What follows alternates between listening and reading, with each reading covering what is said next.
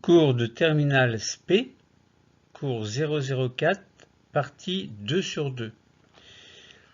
Alors, faites bien attention parce qu'il y a deux parties. J'ai commencé par la partie 2 sur 2 pour prendre un exemple concret afin que vous compreniez mieux ce que c'est que la théorie de Hardy-Weinberg. Mais une fois que vous aurez fait cette partie 2 sur 2, bien sûr, allez voir la partie 1 sur 2. Donc, l'inéluctable évolution des génomes au sein d'une population face à la théorie de Hardy-Weinberg. Partie 2 sur 2.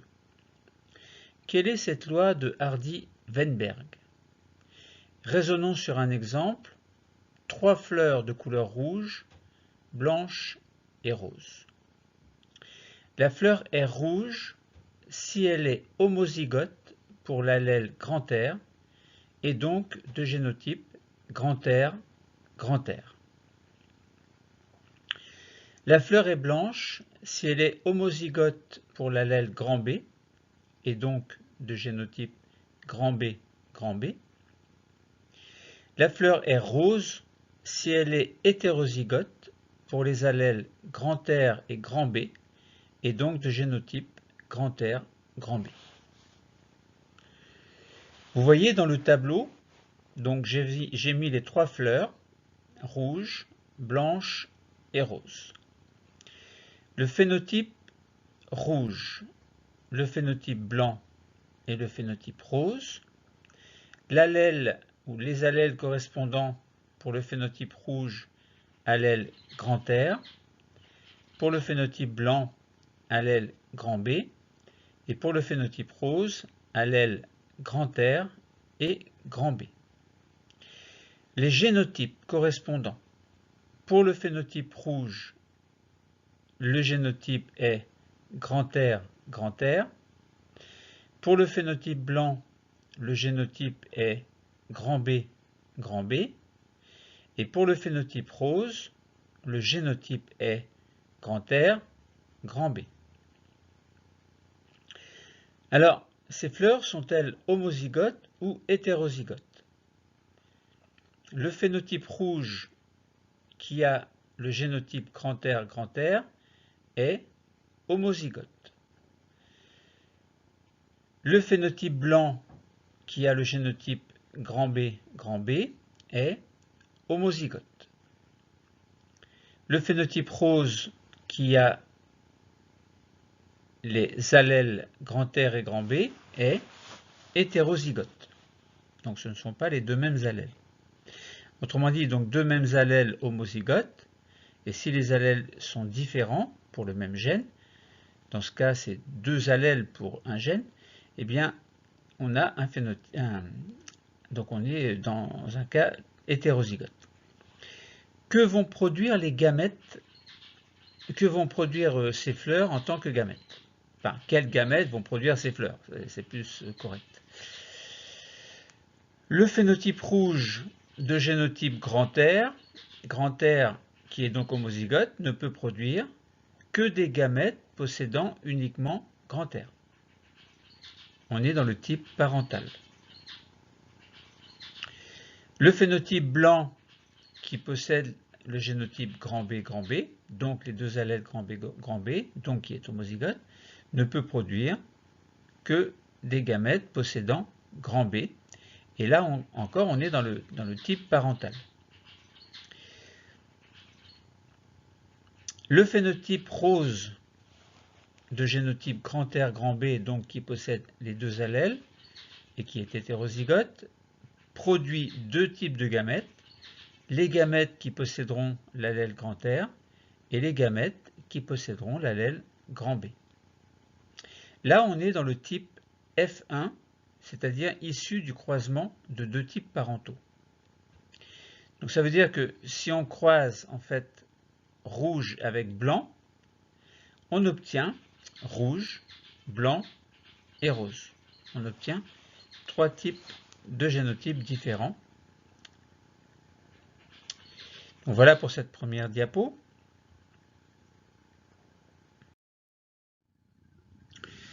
Deuxième diapo. Croisons deux individus F1 F1 fois F1, c'est-à-dire croisons deux cellules diploïdes F1, soit le croisement des génotypes grand R grand B par grand R grand B. Au cours de la méiose, chaque individu F1 produit deux types de gamètes. 50% vont posséder l'allèle grand R et 50% vont posséder l'allèle grand B. Nous obtenons une génération F2. Donc, je répète que en lisant la partie droite de la diapo, F1 fois F1 donne, enfin F1, le premier F1 c'est génotype de la cellule F1 diploïde est grand R grand B, fois F1, donc le génotype de la cellule F1 diploïde de type parental évidemment est grand R grand B. L'issue de la méiose donne des gamètes haploïdes qui possèdent grand R ou grand B pour l'individu F1. Et pour le deuxième individu F1, évidemment, l'issue de la méiose donne également des gamètes haploïdes, j'ai oublié un S, dont les allèles peuvent être soit grand R, soit grand B. On obtient la génération F2. Comment déterminer les génotypes et les phénotypes de la génération F2? Pour cela, nous allons construire le tableau de croisement des générations F1, encore oublié d'un S. Pourquoi? Premièrement, pour déterminer les allèles des gamètes issus de cette génération F1. Deuxièmement, pour en déduire les génotypes issus des fécondations. Et troisièmement, pour en déduire les phénotypes issus des fécondations également. Donc là, je lis la partie droite de votre diapo. Il va falloir que je mette de l'huile à la porte, moi. Quels sont les génotypes et phénotypes de la génération F2? Eh bien, si on fait le tableau de croisement des générations F1, ce tableau permettra de comprendre comment se répartissent les gamètes issus des générations. Alors, je vais déplacer un petit peu. Maintenant, je ne peux pas déplacer. Bon, enfin, je l'ai dit dans la partie droite. Donc, on essaie de déterminer les allèles des gamètes issus de la génération F1 pour en déduire les génotypes issus des fécondations et pour en déduire ensuite les phénotypes issus des fécondations.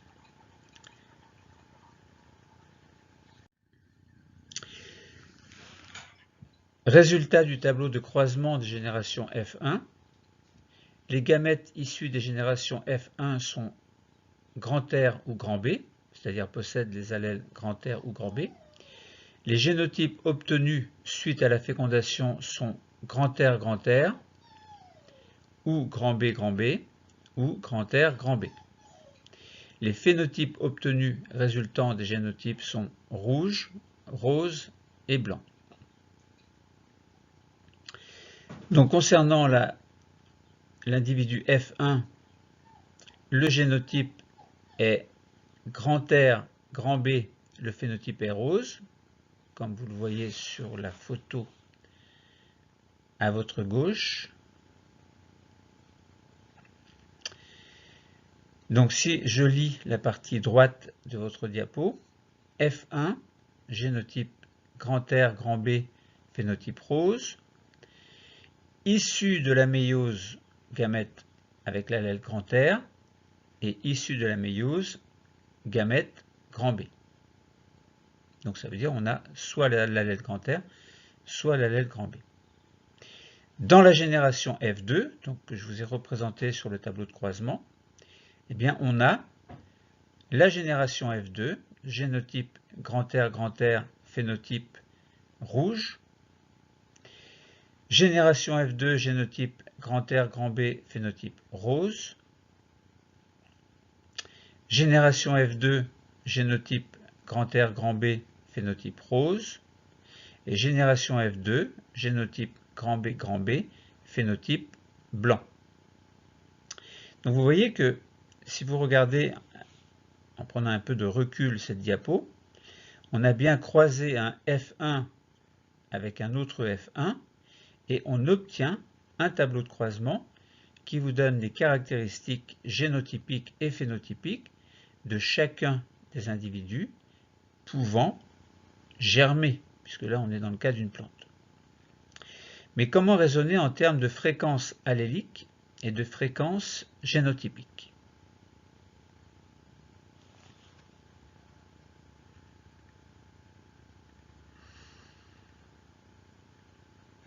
Je vous laisse quelques minutes pour bien comprendre.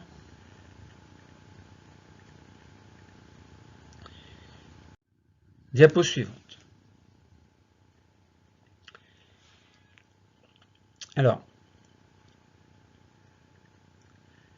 j'aimerais bien cacher, désactiver l'aperçu. Ah ben voilà. Bon, comment raisonner en termes de fréquence allélique et de fréquence génétique?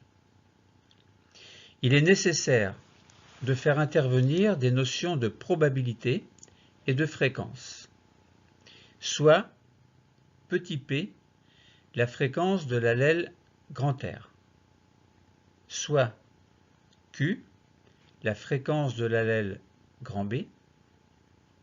Reprenons le tableau de croisement pour ajouter les fréquences alléliques P et Q.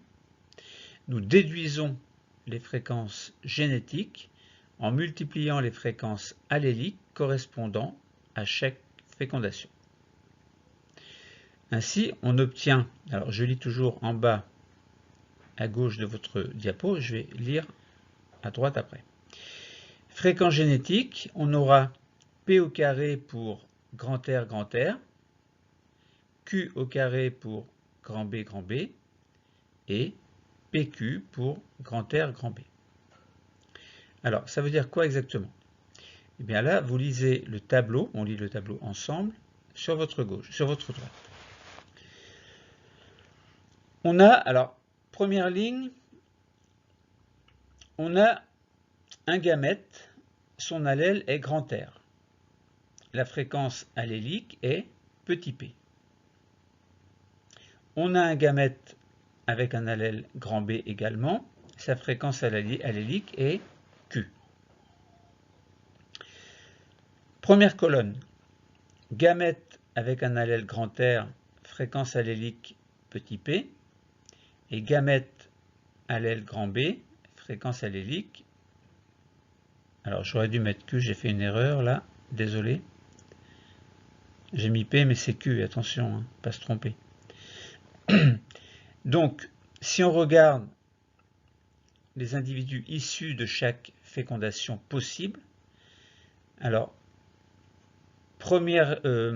deuxième ligne, deuxième colonne, génotype, alors vous rassemblez les allèles, ça vous donne des allèles grand R. La fréquence allélique de grand R étant P, s'il y a grand R et grand R, la fréquence allélique est donc le carré de P, donc P au carré. Et le phénotype, puisque l'on a grand R, le phénotype est bien rouge. Deuxième colonne, troisième ligne, le génotype, alors vous regardez, donc on a grand B et grand R, donc le génotype c'est bien grand R, grand B. La fréquence génétique c'est PQ. Alors attention, hein, n'oubliez pas que j'ai fait une erreur, le P doit être un Q. Et le phénotype est rose. Deuxième ligne, troisième colonne, génotype RB, fréquence génétique PQ. Et troisième colonne, troisième ligne, génotype grand B, fréquence génétique Q au carré. Et le phénotype est blanc. Donc, le bilan en rouge, si les fréquences alléliques et les fréquences génétiques se retrouvent d'une génération à l'autre, alors la population est à l'équilibre de Hardy-Weinberg. On dit que la structure génétique de la population est en accord avec la théorie de Hardy-Weinberg. Un rappel, par structure génétique, il faut comprendre allèle et fréquence de ces allèles d'une part, génotype et effectif de chaque génotype d'autre part. Je vous laisse quelques secondes pour bien regarder.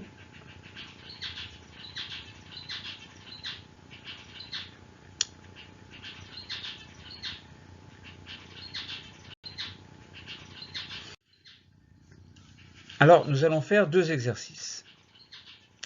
Premier exercice, la situation problème. Certains marqueurs de surface des globules rouges sont appelés grand M et grand N. Ces marqueurs de surface sont le résultat de l'expression de deux allèles grand M et grand N d'un même gène. Il va falloir que je huile la porte.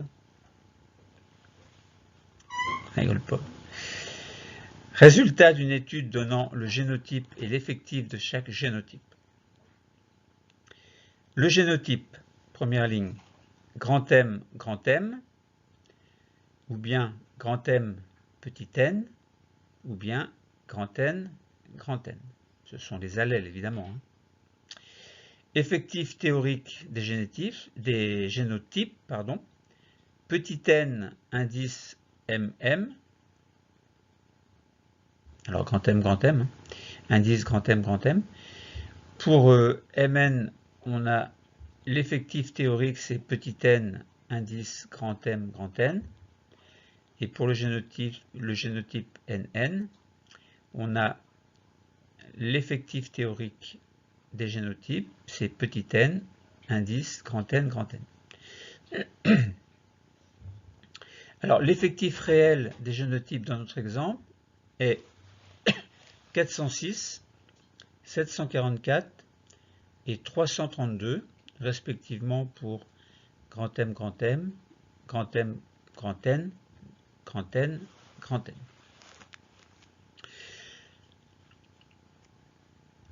Alors, la problématique, c'est la structure génétique de la population est-elle en accord avec la loi de Hardy-Weinberg?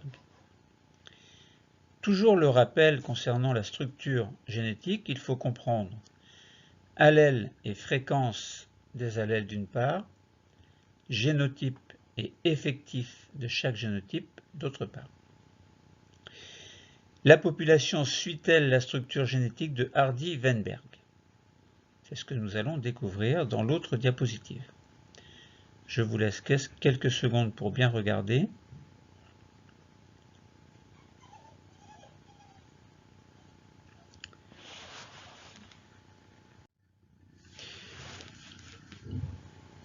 Alors, donc j'ai repris le tableau, c'est le même tableau que précédemment, et donc je passe directement à la résolution du problème. Donc comment résoudre le problème? Premièrement, connaissant les effectifs réels des génotypes dans l'échantillon, nous allons calculer l'effectif total grand N de la population étudiée. Donc nous allons le faire tout à l'heure. Deuxièmement, calculer ensuite la fréquence allélique petit f de chaque allèle grand M et grand N dans l'échantillon d'effectifs grand N. Troisièmement, nous allons calculer les effectifs théoriques de chaque génotype attendu sous l'hypothèse de Hardy-Weinberg. Puis nous allons conclure, c'est-à-dire nous allons comparer les effectifs réels de la population et les effectifs théoriques attendus. S'ils sont identiques, la population obéit à l'équilibre de Hardy-Weinberg. S'ils sont différents, la population n'obéit pas à l'équilibre de Hardy-Weinberg.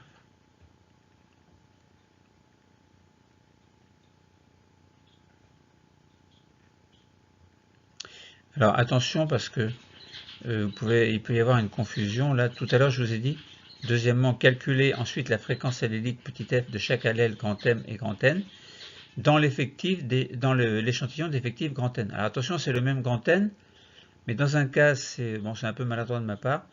Dans un cas, c'est l'allèle grand N, et dans l'autre cas, c'est l'effectif total grand N. Attention à ne pas confondre dans le calcul tout à l'heure, ou dans le raisonnement plutôt.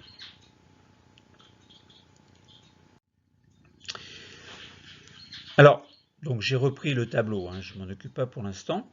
Comment résoudre le problème? Alors, premièrement, on reprend les questions les unes après les autres. Connaissant les effectifs réels de chaque génotype dans l'échantillon, calculer l'effectif grand N, donc l'effectif total grand N, attention, il s'agit bien d'effectif total ici, de la population étudiée. Alors, on sait que grand N, c'est égal à petit n indice grand M, plus petit n indice grand M, petit n, plus petit n indice grand N, soit grand N égale 406 plus 744 plus 332. Grand N égale 1482. L'effectif de la population est grand N égale 1482 individus.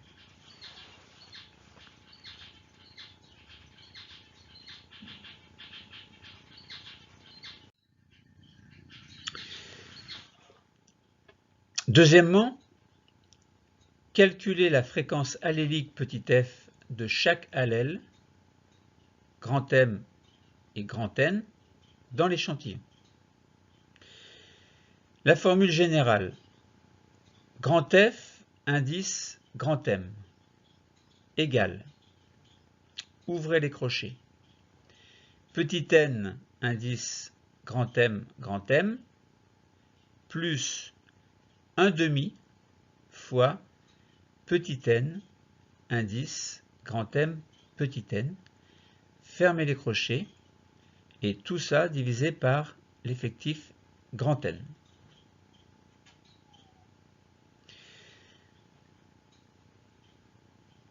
Petit f grand N, donc petit f indice grand N, égale, ouvrez les crochets, petit n indice grand N, plus 1/2 fois petit n indice grand M, N, fermez les crochets, et le tout divisé par grand N, c'est-à-dire l'effectif total.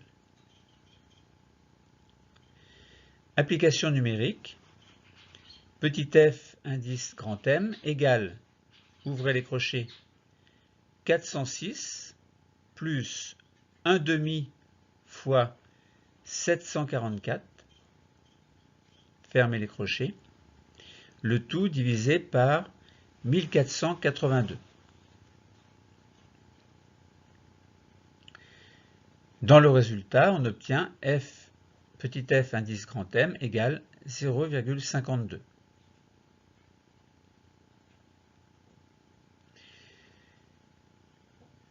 Petit f indice grand N égale, ouvrez les crochets, 332 plus 1/2 fois 744, fermez les crochets, le tout divisé par 1482.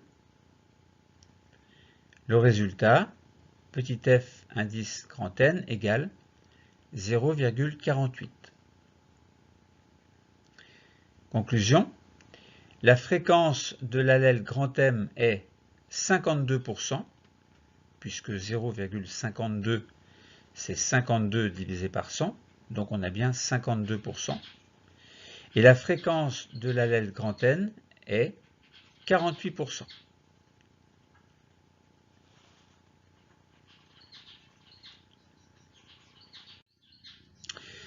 Troisièmement, il faut maintenant calculer les effectifs théoriques des 3 fréquences génétiques attendues sous l'hypothèse de Harry Weinberg. Formule générale. Petit n indice grand M égale petit f au carré, alors petit f indice grand M au carré, fois grand N, l'effectif total. Petit n indice grand M, N égale 2 fois petit f indice grand M fois petit f indice grand N fois grand N. petit n indice grand N égale petit f indice grand N au carré fois grand N. Application numérique. Petit n indice grand M égale 0,52 au carré fois 1482, soit petit n indice grand M égale 401, et donc le résultat, c'est petit n indice grand M égale 401.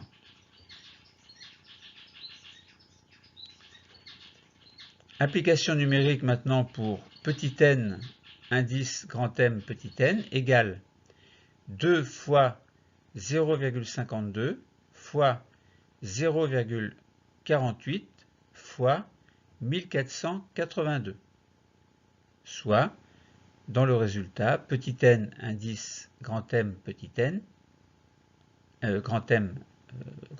égale 740. Troisième cas dans l'application numérique, petit n indice grand N égale 0,48 au carré fois 1482, soit, dans le résultat, petit n indice grand N égale 341. Conclusion, en comparant les effectifs réels des génotypes avec les résultats des calculs théoriques concernant chaque génotype et aux erreurs près, nous constatons qu'ils sont identiques et nous pouvons donc dire que la population obéit à la loi de Hardy-Weinberg. Cette population reste stable de génération en génération. Les fréquences alléliques et les fréquences génétiques se retrouvent d'une génération à l'autre. Alors, la population est à l'équilibre de Hardy-Weinberg. On dit que la structure génétique de la population est en accord avec la théorie de Hardy-Weinberg.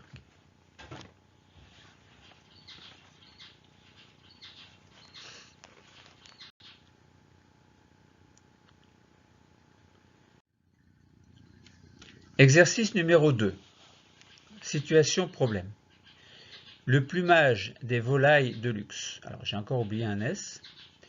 Les phénotypes macroscopiques des volailles sont le résultat de l'expression de deux allèles grand M, alors on va dire indice, là j'ai mis exposant, mais on va dire indice, allez indice on va dire, indice petit f et grand M indice petit n, et grand N d'un même gène.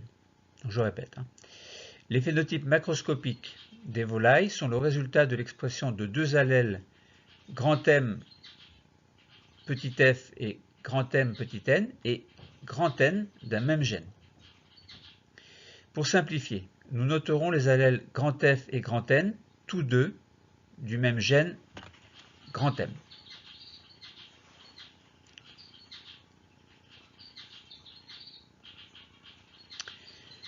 Résultat d'une étude donnant le génotype et l'effectif de chaque génotype. Alors le phénotype, première ligne, crépus, frisé ou normal. Deuxième ligne, le génotype, crépus. Si le phénotype est crépus, le génotype est FF, génotype grand F, grand N pour frisé, pour le phénotype frisé, et grand N pour le phénotype normal. Effectif théorique des populations, on va dire petit n, grand F pour le phénotype crépus, petit n, grand F, petit n, indice grand F, grand N pour le phénotype frisé, et effectif théorique petit n, indice grand N pour le phénotype normal. Quatrième ligne, les effectifs réels des génotypes sont 50, 800 et 150.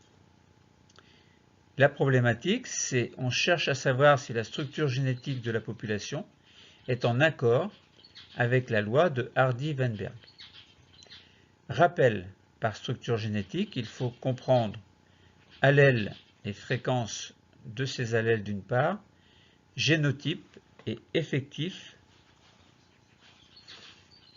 de chaque génotype d'autre part. La population suit-elle la structure génétique de Hardy-Weinberg?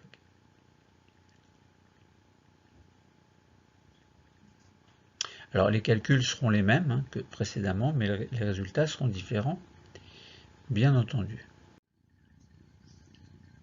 Alors j'ai repris le tableau, je ne m'en occupe pas. Par contre, je vous relis les questions. Premièrement, deuxièmement, troisièmement. Premièrement, connaissant les effectifs réels des génotypes dans l'échantillon, calculer l'effectif total grand N de la population étudiée. Deuxièmement, calculer ensuite la fréquence allélique petit f de chaque allèle grand M et grand N dans l'échantillon d'effectifs grand N. Troisièmement, calculer les effectifs théoriques de chaque génotype attendu sous l'hypothèse de Hardy-Weinberg. Je vous propose, sans regarder les résultats, de faire les calculs et je vous propose de conclure également. Dans la conclusion, vous allez comparer les effectifs réels de la population et les effectifs théoriques attendus.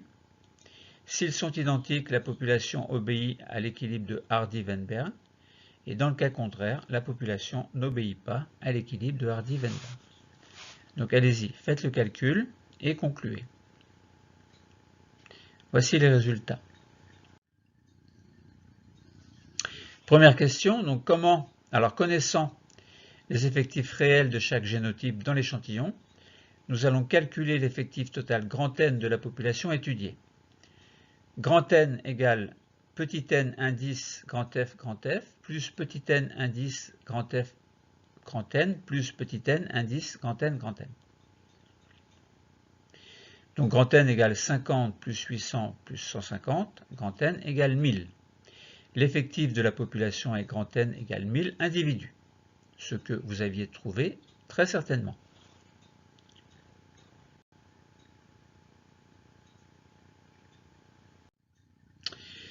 Deuxièmement, calculer la fréquence allélique petit f de chaque allèle grand M et grand N dans l'échantillon. Formule générale, je passerai ensuite à l'application numérique et directement au résultat.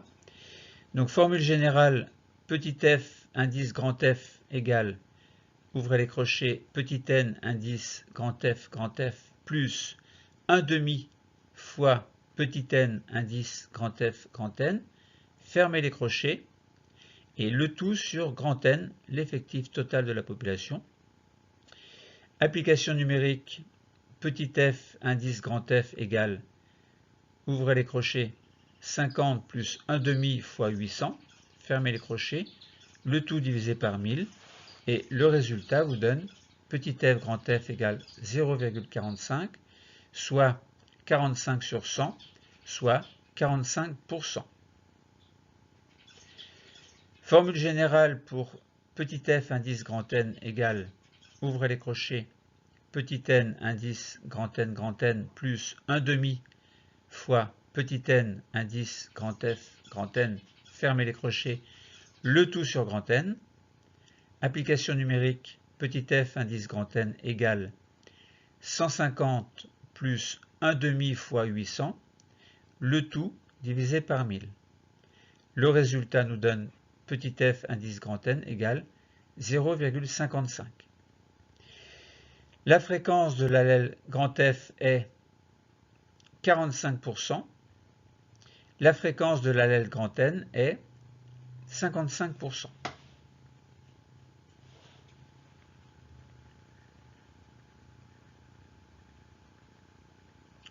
Alors vous avez remarqué, je me suis encore trompé. Bon, peu importe, vous allez rétablir l'erreur de vous-même. Alors, troisièmement, calculer les effectifs théoriques des 3 fréquences génétiques attendues sous l'hypothèse de Hardy-Weinberg. Alors, vous avez toujours la formule générale. Formule générale, donc pour petit n indice grand F égale f petit f indice grand F au carré, alors c'est petit f indice grand F au carré fois grand N. Pour petit n indice grand N, c'est égal à 2 fois petit f indice grand F fois petit f indice grand N fois grand N. Et pour petit n indice grand N, c'est égal à f indice grand N au carré fois grand N. Application numérique, petit n indice grand F égale 0,45 au carré fois 1000. Pour petit n indice grand N, c'est égal à 2 fois 0,45 fois 0,55 fois 1000. Et pour petit n indice grand N, on a 0,55 au carré fois 1000. Soit, les résultats, petit n indice grand F égale 202. Petit n indice grand N égale 495. Et pour petit n indice grand N, on a 303. Conclusion, en comparant les effectifs réels des génotypes avec les résultats des calculs théoriques concernant chaque génotype et aux erreurs près, nous constatons qu'ils sont très différents et nous pouvons donc dire que la population n'obéit pas à la loi de Hardy-Weinberg. Cette population ne reste pas stable de génération en génération. La fréquence ou les fréquences alléliques et les fréquences génétiques ne se retrouvent pas d'une génération à l'autre, alors la population n'est pas à l'équilibre de Hardy-Weinberg. On dit que la structure génétique de la population n'est pas en accord avec la théorie de Hardy-Weinberg. Pourquoi? Eh bien, peut-être qu'il y a une préférence des frisés, des phénotypes frisés, au sein de la population. C'est fort possible, puisque si on regarde, on a l'effectif réel frisé est de 800. Donc dans ces conditions-là, on pourrait imaginer que ce qui fait varier l'équilibre de Hardy-Weinberg, c'est le choix des partenaires au sein de la population.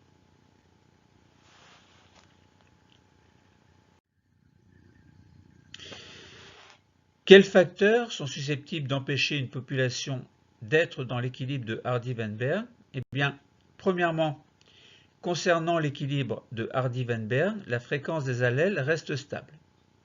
Vu que la population est isolée, vu que la fréquence des allèles reste stable, la population reste stable elle aussi. Par exemple, s'il y a 4 allèles, un violet, un vert, un rouge et un bleu, présents avec une fréquence de 25% chacun, cette fréquence restera la même indéfiniment, vu que la population est isolée et à effectif infini.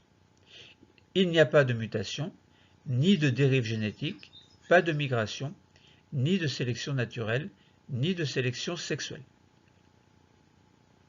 Cette population d'individus diploïdes se reproduit par reproduction sexuée dans le modèle de Hardy-Weinberg.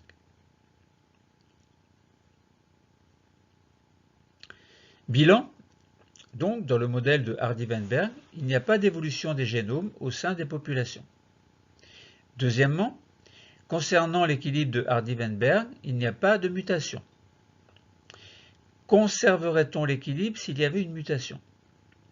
Eh bien, concernant une population qui présenterait des mutations, et en imaginant qu'il n'y ait pas de dérive génétique, ni de migration, ni de sélection naturelle ou sexuelle, la simple présence d'une mutation fait qu'un nouvel allèle peut apparaître et, bien que celui-ci puisse n'être que peu différent, il peut néanmoins faire diminuer ou augmenter la fréquence d'un autre allèle, jusque-là en équilibre avec les autres populations. Jusque-là en équilibre avec les autres allèles plutôt.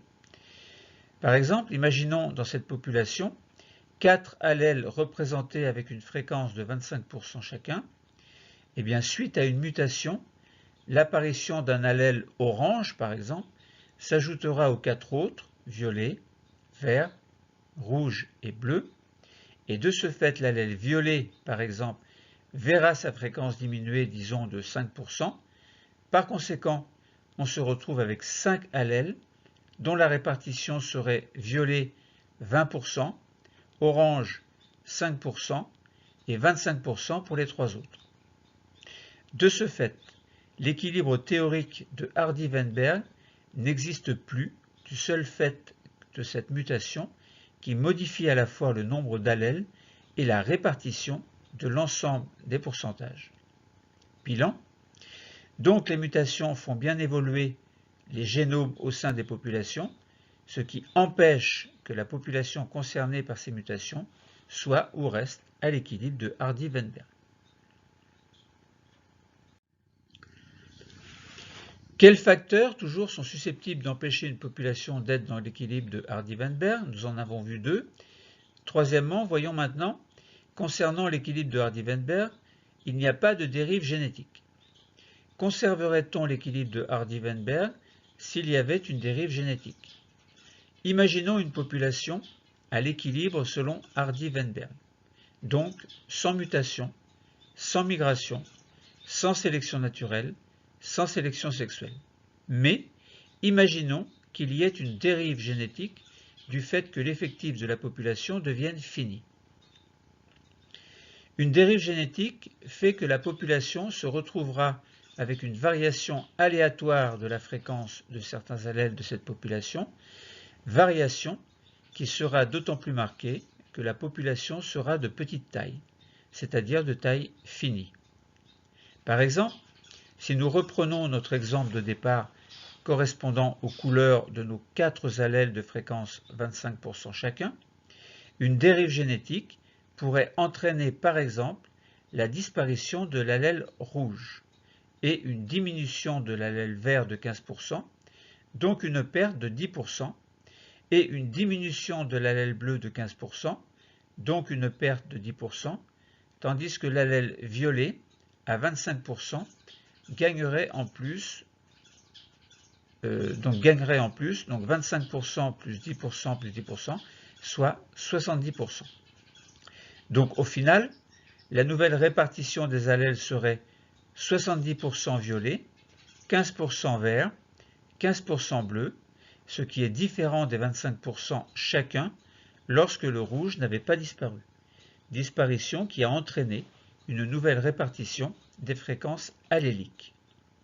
Donc, lorsque la taille de la population est finie, et non à effectif infini, une dérive génétique impose bien une évolution des génomes avec pour effet des disparitions ou apparitions d'allèles et modification des fréquences de l'ensemble ou d'une partie de ces fréquences alléliques. Bilan. Donc les dérives génétiques font bien évoluer les génomes au sein des populations, ce qui empêche la population concernée par ces dérives génétiques, soit ce qui empêche que la population concernée par ces dérives génétiques soit ou reste à l'équilibre de Hardy-Weinberg.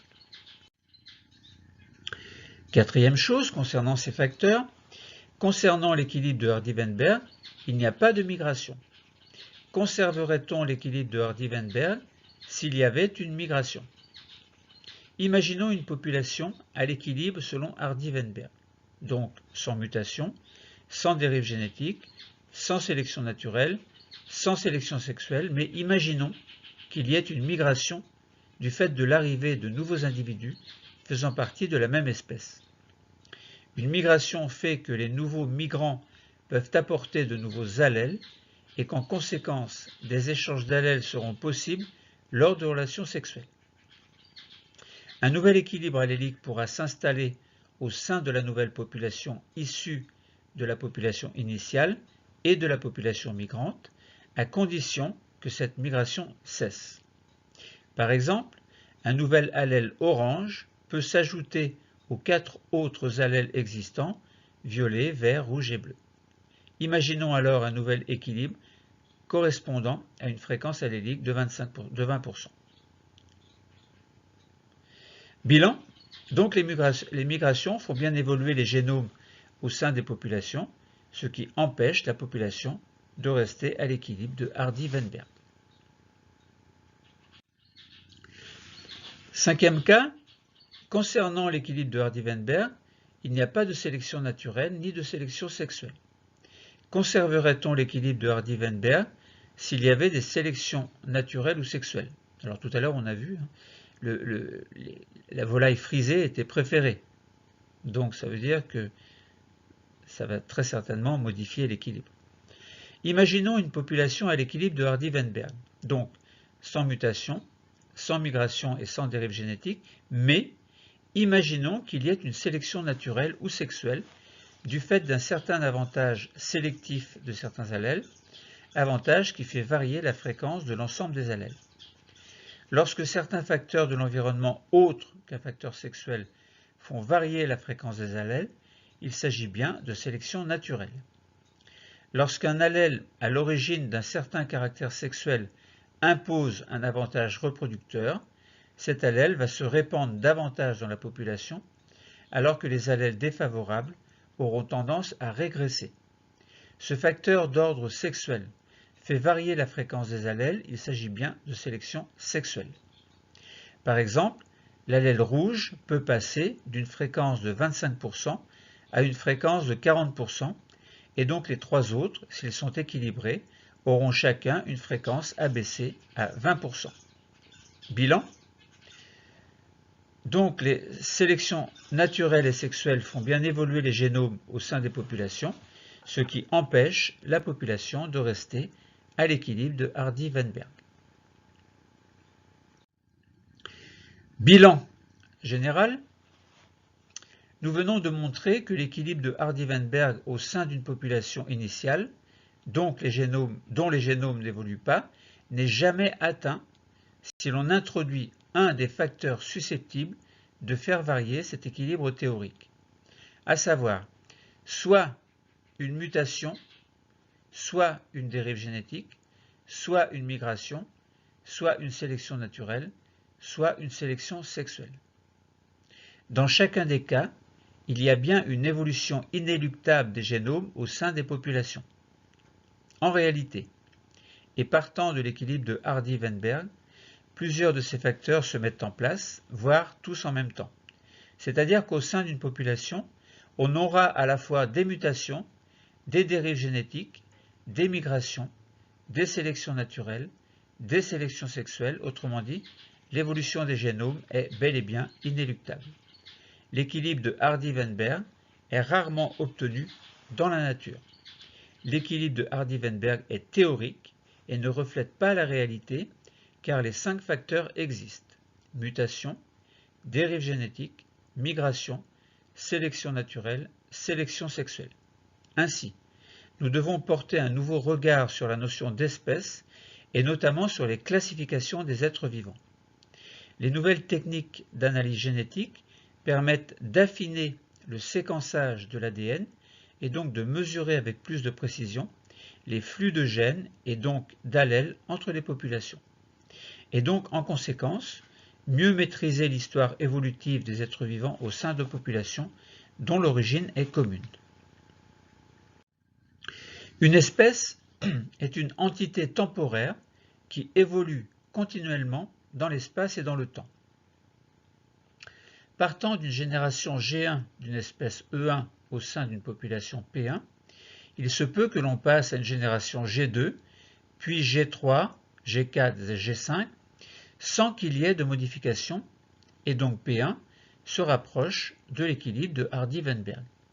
Et puis, pour une raison X, P1 peut se scinder en deux, du fait par exemple d'un isolement reproductif. Lorsque les mécanismes évolutifs engendrent l'apparition d'une nouvelle espèce à partir d'une espèce préexistante, on parle de spéciation. La spéciation est due à un isolement reproductif. L'isolement peut être dû à une séparation géographique, mais pas obligatoirement. En effet, pour une raison X, l'isolement peut être dû à un facteur local. Wikipédia donne la définition suivante de l'isolement reproductif. L'isolement reproductif, on nomme mécanisme d'isolement reproductif tout mécanisme empêchant ou limitant fortement l'hybridation de deux espèces habitant la même région, même lorsqu'elles sont étroitement apparentées. On doit à Theodosius Dobzhansky une tentative de classification de ces processus. Un premier niveau distingue les mécanismes qui font barrière à l'accouplement, c'est-à-dire mécanismes précopulatoires, ou à la fécondation, c'est-à-dire mécanisme prézygotique, de ceux qui, intervenant après la fécondation, réduisent la variabilité ou la fertilité des œufs fécondés ou des individus hybrides qui en sont issus, et on parle de mécanismes post-copulatoires ou post-zygotiques. Nous obtenons donc deux populations P1 avec son espèce E1 et P2 avec son espèce E2. Au sein de P1, les individus E1 se reproduisent entre eux et au sein de P2, les individus E2 se reproduisent entre eux. Mais les individus E1 et E2 ne se reproduisent pas entre eux, même s'ils sont proches génétiquement, car des mécanismes empêchent une hybridation fertile. D'ailleurs, si l'hybride était fertile, cela signifierait que E1 et E2 sont de la même espèce, ce qui ne serait pas cohérent quant à la définition de l'espèce. Pour chacune des deux populations, les générations se poursuivent indéfiniment au sein de ces deux espèces. Un rapport entre un individu E1 et un individu E2 est possible. Il peut donner naissance à un individu, mais il sera hybride et il sera également stérile. Une espèce, on a dit, est une entité temporaire qui évolue continuellement dans l'espace et dans le temps.